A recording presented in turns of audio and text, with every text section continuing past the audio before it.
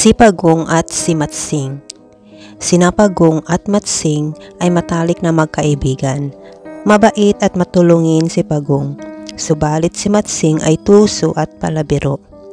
Isang araw, binigyan sila ni Aling Muning ng isang supot ng pansit at hindi nagtagal ay nagyaya na si Pagong na kainin na ang pansit.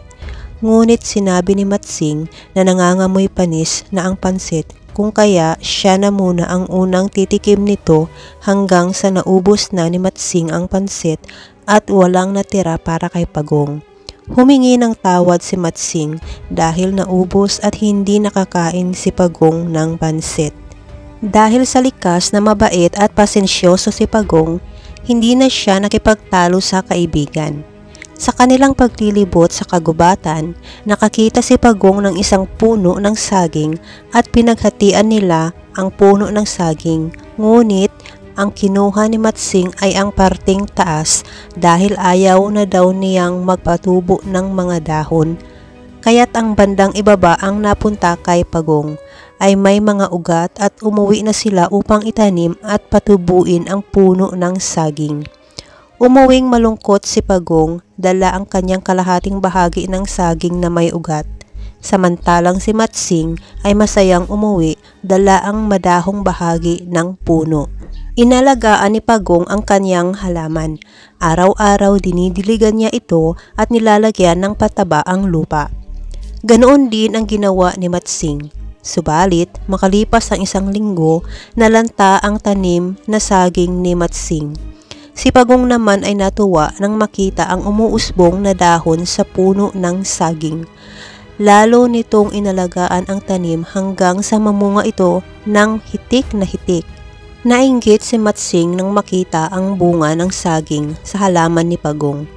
Di naglaon, nagyaya na si Matsing na kainin na ang saging na tumubo sa puno ni Pagong at pumayag naman ito. Ngunit hindi makakaakyat si Pagong, kung kaya nangako si Matsing na siya na lamang ang aakyat sa puno at lalaglagan na lamang niya ng saging si Pagong. Pumayag si Pagong sa alok ni Matsing. Subalit nang makarating na si Matsing sa taas ng puno, kinain niya ang lahat ng bunga ng puno. Wala itong itinira para kay Pagong, na natili sa taas ng puno si Matsing at nakatulog dahil sa kabusugan. Galit na galit si Pagong kay Matsing sa ginawa nito sa kanya.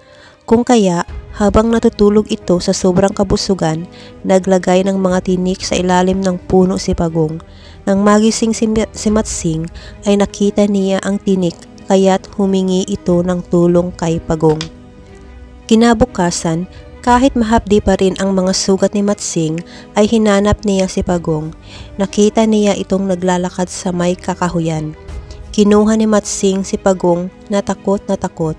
Nagtanong si Pagong kung anong gagawin nito sa kanya at sinabi ni Matsing na tatadtarin niya ito ng pinong-pino. Nag-isip ng paraan si Pagong para maisahan ang tusong Matsing. Kaya ang sambit nito kay Matsing na kapag tinadtad siya nito ay dadami siya at susugurin siya ng mga ito at kakainin. Nag-isip ng malalim si Matsing at naisip nito na susunugin na lamang si Pagong. Ngunit nangatwiran na naman si Pagong na hindi naman tinatabla ng apoy ang kanyang makapal at matibay na bahay.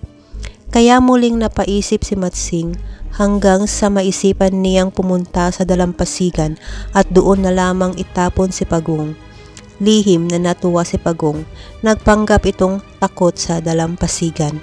Tuwang-tuwa si Matsing sa pag-aakalang magagantihan na niya si Pagong. Todo lakas niya itong itinapon sa dalampasigan. Nagulat ito nang makitang marunong lumangoy si Pagong. Ang bilis-bilis ng pagkilos ni Pagong sa tubig. Kung mabagal ito sa lupa, ay parang ang gaan ng katawan nito sa tubig. At naghahalakhak si Pagong na sabihin kay Matsing na naisahan din kita, Matsing, dahil gustong gusto ko na lumangoy sa dalampasigan. Malungkot na umuwi si Matsing. Naisip niya na napakasakit pala na maisahan ng isang kaibigan. Naramdaman niya kung paano nasaktan kapag naluloko ng isang kaibigan. Mula noon, nagbago na si Matsing, hindi na sila muling nagkita pa ni Pagong.